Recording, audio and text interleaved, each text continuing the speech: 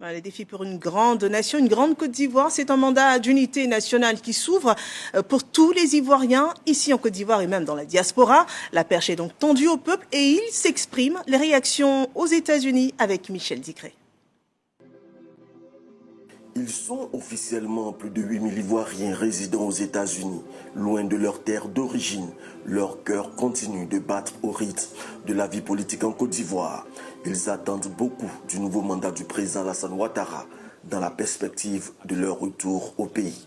Créer un environnement propice et favorable tant sur le plan administratif, sur le plan économique que juridique, pour que les Ivoiriens de la diaspora puissent aller investir dans leur pays sans crainte de perdre les fonds injectés dans le développement, sinon dans les affaires qu'ils souhaiteraient faire. Pour d'autres Ivoiriens, il faut accentuer la coopération sur le plan agricole.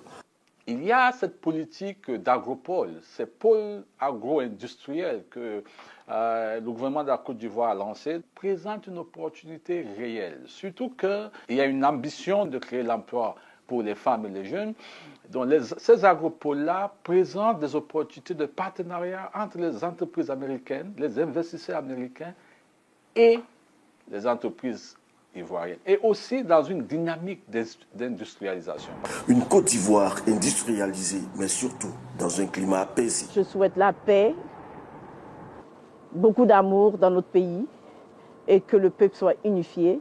Avec ce nouveau mandat, je demande à la diaspora que nous nous entendions parce que nous sommes tous des Ivoiriens et que nous nous mettons ensemble pour aider le président Alassane Ouattara et qu'il continue parce qu'avec lui, nous sommes prêts à rentrer parce que la Côte d'Ivoire a vraiment bien changé. Au cours du scrutin du 25 octobre dernier, le président Alassane Ouattara avait remporté le vote aux États-Unis avec un score de 92,17%.